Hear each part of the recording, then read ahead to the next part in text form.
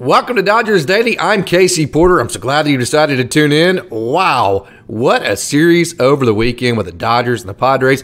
Dodgers lose Friday night. They storm back and win Saturday and Sunday. They just dug in and they scratched and they clawed and they found a way to win the series over the weekend. So we have a very happy show today. We have a lot to get to. But before we get into that, hey, just a reminder, if you would like to help Dodgers Daily by donating, we do now have a GoFundMe account, and we have the link to that GoFundMe account in the description right there for you to click, and it'll take you right to where you can help Dodgers Daily by donating. Also, if you like this video and if you like this kind of content, go ahead and click that like button, leave a comment, tell all your friends about Dodgers Daily, and become a subscriber. And after you subscribe, click that notification bell, turn on your notifications.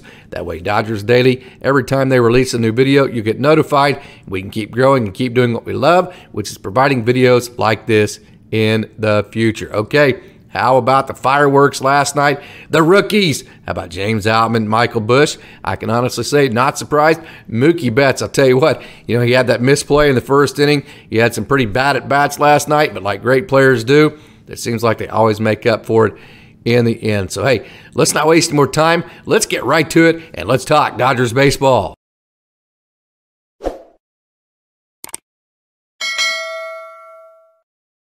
So the Dodgers are 47-23 over the last 5 years against the San Diego Padres, and believe it or not, last night was the first extra inning game for the Dodgers on the season. Now, it was not a one-run game, but I did want to point out, until Altman hit the home run and going into extra innings, the one-run game type situation, something the Dodgers have not been good at in the last couple of years. They actually have been pretty good at it this year. They are 4-3 in one-run games. So that just goes to show you that the Dodgers are doing some of the little things other than slugging that helps you win close games. And like I've said a couple of times, in my opinion, those types of things you do to win those close games also translate into postseason success as well. So I think that 4-3 record in one-run games, like I said, after the home run last night by Altman, it was no longer a one-run game at that point.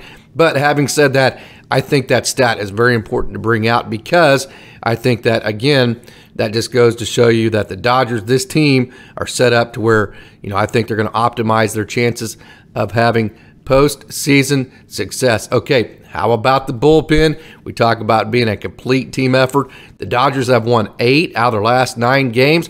And, okay, in those 8 victories, the bullpen, guess how many runs they've given up?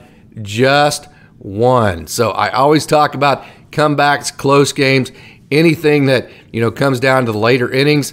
It always comes down to the fact that your bullpen held serve. They did exactly what they're supposed to do. Evanphillips came in. He was absolutely nails again to get the last 3 outs. That was absolutely fantastic. I enjoyed watching that. So, hey, you remember the big hit by Michaelbusch. You remember, obviously, the huge home run by Mookiebetts, the home run from Jamesoutman. Do not forget the job that the bullpen did last night of just keeping it right there and giving the Dodgers a chance to, every chance they could to just stay right there to where all they needed was one swing of the bat. And when you can keep the game in a situation to where it's just one swing of the bat you need, hey, it doesn't matter if you're down to your last strike or whatever, there's always hope because, like I said, you can have a guy like Mookiebetts, even in the most dire of situations. Reminded me of the Cody Bellinger home run in the playoffs a couple of years ago, where it just seemed like the Dodgers were dead in the water. Then all of a sudden, kaboom! You hit a home run, you're right back in it. You go extra innings.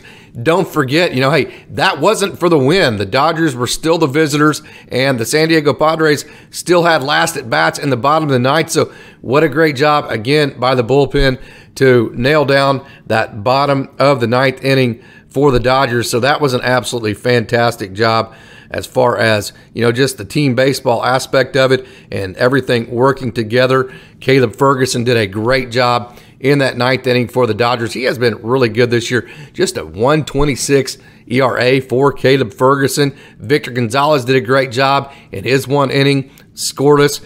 Like I said, he came in and he had 1 strikeout. Yencyalmonte, he had 2 strikeouts and an inning and a third scoreless. And Julio Urias had the start, 5 2/3 innings. He gave up a couple of runs. So, hey, the bullpen was absolutely fantastic. Yencyalmonte, Victor Gonzalez, Caleb Ferguson, which, hey, It's going to be easy to forget the 3 outs that Ferguson got in the bottom of the ninth, but those were absolutely clutch because, like I said, hey, how about you hit the home run by Mookie Betts with 2 strikes and all this, and then all of a sudden you give up a run in the bottom of the ninth? You would quickly forget that, and that would be a real bummer. So, I talk about team baseball. Mookie Betts obviously gave your team a whole bunch of momentum. Caleb Ferguson feeds off the momentum. He keeps the momentum. Then you come into the 10th inning, and then you have all the dramatics. You have the runner at second base that gets moved over. And Michaelbusch, he has this long at bat.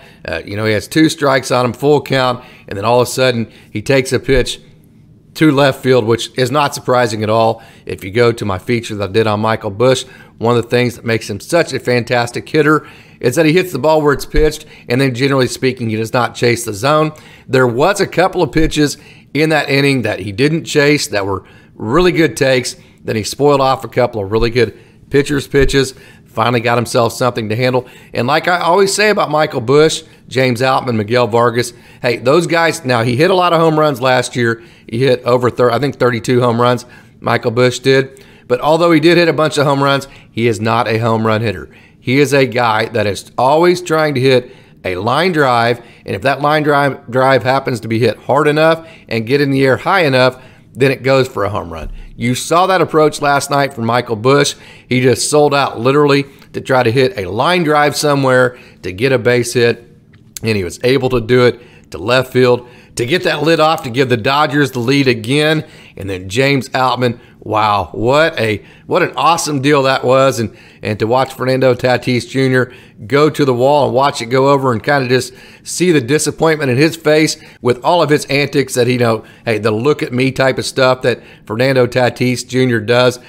Hey, I like the fun in the game. I like, some of the bat flips are cool and the energy and the showmanship. I don't mind some of that, but the look at me type stuff, I don't think it does your team any good, and I don't think it does the game any good. So for that factor, it didn't break my heart to watch Fernando Tatis Jr. have to watch that ball sail over the right field fence. And hey, going back to the Mookie Betts home run, how about this?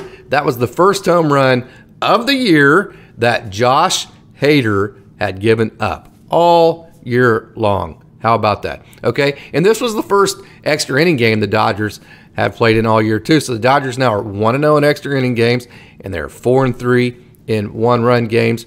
And so that, those are big factors. We like to slug. We like to win by big games. We're not saying not to do that, but you need to be able to win games in all sorts of different ways.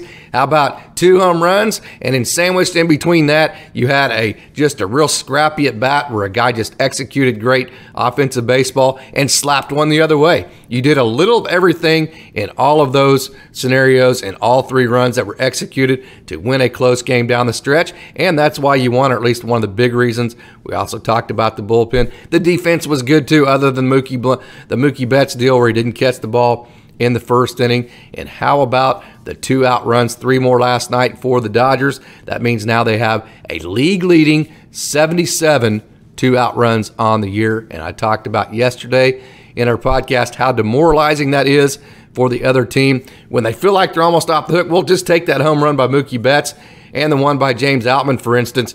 You feel like the game's almost over. Just look how demoralizing that was to the Padres when Mookie Betts hit that home run with 2 outs. I think if you would have hit it with 1 out, hey, you're you have time to get back in the mode of, okay, well, we gave up the home run, but hey, we still have last at bats. So hey, it's still really statistically, and the odds are in our favor. But when it happened the way it did with 2 outs, and the Padres felt like they were so close to winning that game, that demoralized them. And the Dodgers didn't relinquish the momentum. Michaelbusch had a huge at bat. I think if Michaelbusch gets out there, the Dodgers don't score in the top of the 10th, that's when the momentum would have went back to the Padres. But because Busch got that hit, that kept the momentum on the Dodgers side. I say it all the time. I am big on momentum. Even at the major league level, I can tell you, it charges through the dugout like a raging bull, and it becomes contagious. And Michaelbusch, with that base hit, not only did he keep the momentum on the Dodgers side, he added to it, and then Jamesoutman fed off of that and hit the home run and showed the massive amount of power that he has with that home run to right field. So That was fantastic. Hey, how about some more, long odds as far as the Dodgers winning that game? We talked about Hader not giving up any home runs until the one Betts hit off of him last night. The Dodgers were just 1-12 coming into that game last night when trailing after 8 innings. So, now 2-12. So the odds, I'm just telling you, Hader had not given up a home run all year long. Betts, he hadn't had a good night. He had missed the ball in the first inning, hadn't had good at-bats necessarily. And, the Dodgers were 1-12 when trailing after 8 innings. The odds were just so stacked against the Dodgers. You were in a charged up, just a Petco Park that was just on steroids as far as adrenaline goes. So the odds of winning that game, and especially the way the Dodgers did, were so slim at that point that it just makes it that much sweeter as a Dodgers fan. And, hey, I say all the time, baseball players say all the time, you can't get too high, you can't get too low. But I'll tell you what, man, I woke up, that last night was pretty badass. And I woke up this morning pretty fired up still about last night. So, hey, I'm pretty high right now. I'm not going to lie about it. You're supposed to say on an even keel, but I got to say that was a little bit of a peak. But, hey, you got to come down from it. And, you can't let last night's win lose you tonight's game and come out flat. Of course, the Dodgers are professionals, so they won't do that. I'm sure they got on the plane. I'm sure there was some celebration as they were on the plane to Milwaukee, but at some point they came back down from it, got them some sleep, and ready to go against the Brewers. So, hey, we'll see how that works out tonight. Wanted to talk, again, Michaelbusch, and talk about him just a little bit. Michaelbusch, I talk about it all the time. He was the quarterback on his high school team. He was a hockey player, and he was an all-state shortstop. So that goes to show you right there, he has leadership skills. Now, when you talk about Michaelbusch, he's quiet. He's not the guy that's going to be in your face. He's not a rah-rah guy. But he does lead, and he leads by just going out there and simply doing his job. And we saw last night, when you get hits, and you have not just the hit that he got, the type of just scrappy, competitive at bat, that's inspiring for your teammates because they see that, they see the fight that you gave, and that motivates them. So he leads from that type of example just by being that gritty, tough, dig in, do whatever you have to type of player. He got that back in his hockey roots back in Minnesota. He got it being an all-state shortstop. He got it being the quarterback on his high school football team. So he's always in leadership positions. So you feel like, hey, if I'm a leader, I have to come through, do what it takes to come through. He did last night. It seems like he always does. And then also, he's used to the team just leaning on him to having to come through because he's been the shortstop. He's been the quarterback, and so if he doesn't come through, then the team's probably not going to win.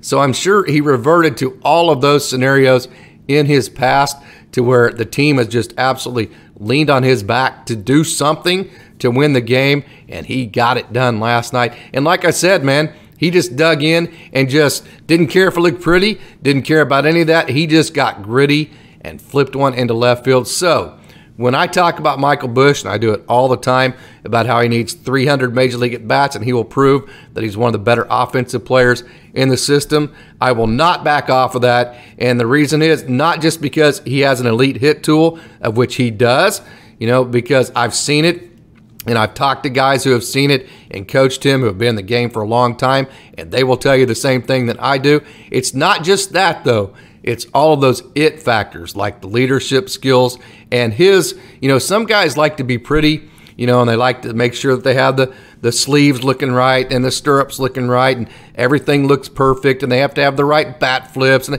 that's fine. I don't have any problem with that. I love that. Hey, look good, feel good, play good, no doubt about it. But, okay, if you're pretty but you're not gritty, then you're not going to be a good player. So Michaelbusch, first of all, and always, before pretty, you always have to be gritty. Michaelbusch, before anything else, same with Jamesoutman. He is gritty. And you saw that in his at-bat last night, and it was so fun to watch him flip one into left field. As a prospect guy, it was just glorious to watch. And then him and Jamesoutman back-to-back, I'm still so pumped about it. I'm glad I don't have to play tonight because I tell you what, I'm on too much of a high right now. Hey, I'm not a player, so I can stay high, right? And I can enjoy this moment, and that's exactly what I'm doing. And I hope you enjoyed the moment as well. So, hey, that's our talk about the Dodgers today. It was a glorious weekend over the weekend. The Dodgers are in first place by 3 games. They leave the weekend in that scenario, and they beat the Padres again, 2 out of 3 in San Diego, and are now, I believe it's 48-23. I believe they were 47-23 coming into last night. I believe it's 48-23 now against the Padres in the last 5 years. So other than the blip in the playoffs last year, of which the Padres did not move on past that round after the Dodgers anyways, other than that blip, it has been total domination by the Dodgers over the Padres in the last 5 years, and you got to love that.